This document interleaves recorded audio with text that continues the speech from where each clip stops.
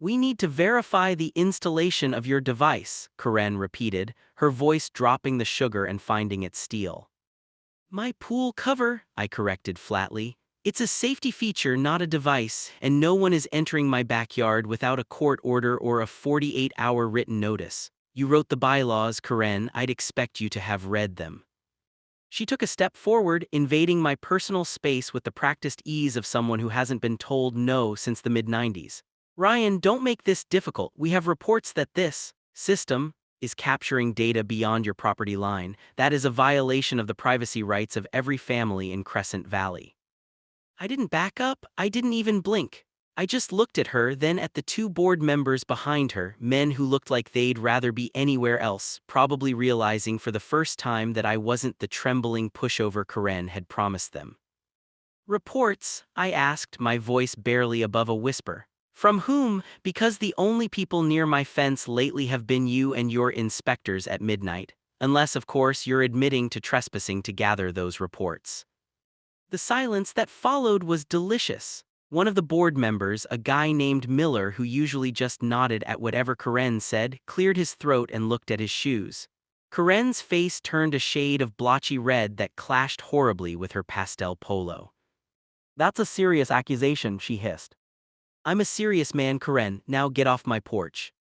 She didn't leave. Instead, she did exactly what I knew she would, she escalated. She pulled out her phone and dialed 3 digits. Yes, I'm at the Cole residence. We have a hostile homeowner refusing a mandatory safety inspection. We need an officer down here immediately.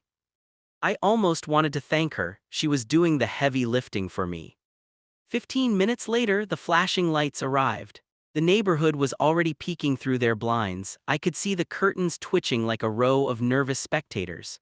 2 officers stepped out of the cruiser, one veteran with a weary posture and a rookie who looked like he was bracing for a shootout. He's hiding something under that cover, Karen shouted before the officer's boots even hit the pavement.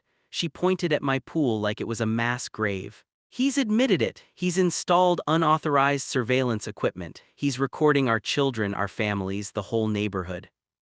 The veteran officer, a man named Miller, no relation to the board member, walked up to me. He looked exhausted. Sir, she's claiming you've got some kind of illegal setup back there. Care to comment?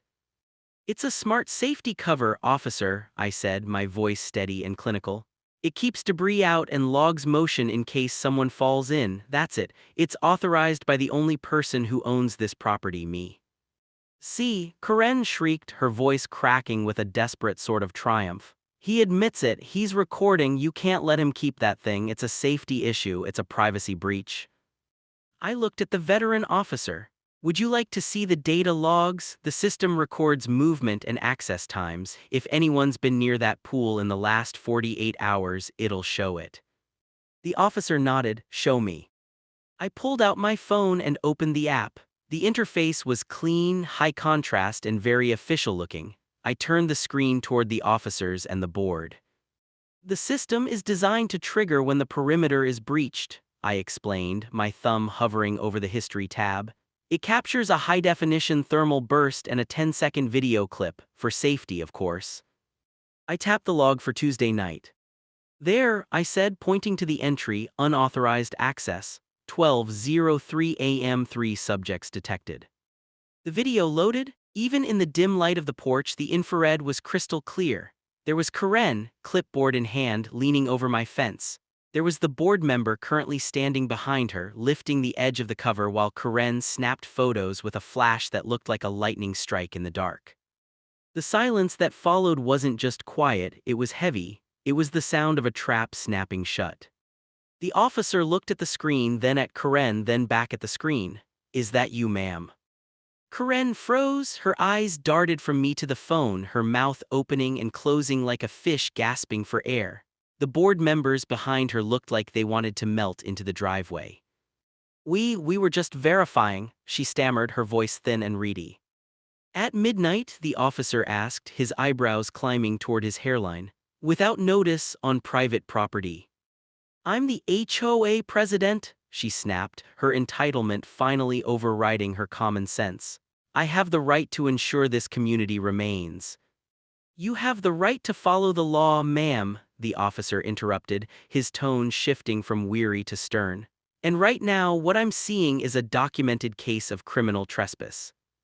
I took a slow, deliberate step forward, keeping my hands visible and my expression neutral. I haven't filed the report yet, officer. I was waiting to see if the HOA wanted to settle this procedurally. I turned my gaze to the two board members. I have this footage backed up on 3 different servers. I also have the logs of every email Karen sent me, every false claim in the newsletter, and the exact timestamps of when she stood on my mulch and left a heel print that I've already photographed.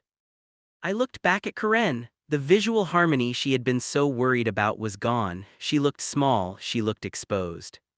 "Here, how this is going to go," I said, my voice as calm as the water under that cover. "The HOA is going to issue a formal written apology for the harassment and the false claims in the newsletter. You're going to resign from the board effective immediately. And you're going to pay for the professional cleaning of my pool deck, which was trampled during your little midnight raid." "You can't do that," she hissed, though there was no heat left in it. "I can," I said, "or I can hand this phone to the officer and we can see how the county prosecutor feels about an HOA president stalking residents in the middle of the night. Your choice, Karen." The veteran officer looked at her. "He's got you dead to rights, ma'am. If I were you, I'd take the deal and go home." Karen glared at me, a look of pure, unadulterated loathing. But for the first time, there was fear behind it. She knew the game was over. She hadn't been fighting a safety violation, she had been fighting a man who recorded everything and forgot nothing. She turned on her heel, the same heels that had left that evidence in my mulch, and stormed toward her house without a word. The board members followed her like beaten dogs. The officers stayed for a minute. The older one gave me a short, respectful nod. "Nice system you got there, Mr. Cole, very effective." "It does its job," I replied. As the cruisers pulled away and the neighbors finally retreated back into their beige boxes, I stood on my porch for a long time. The neighborhood was quiet again, a real quiet, not the forced harmony Karen had tried to dictate. I looked down at my phone. One last notification, system armed, monitoring enabled. Funny thing about technology, it doesn't care about your titles, your clipboards, or your communal harmony. It doesn't gossip and it doesn't lie, it just remembers what you tried to hide. I exhaled slowly, watching the silver cover shimmer under the moon. I've always liked the fine print, that's where the truth usually lives, and in Crescent Valley the truth was finally on the record. If you've ever had a neighbor who thought your property line was just a suggestion, you know how this feels, but remember, they only have the power you give them. Stay calm, stay strategic, and always keep the receipts.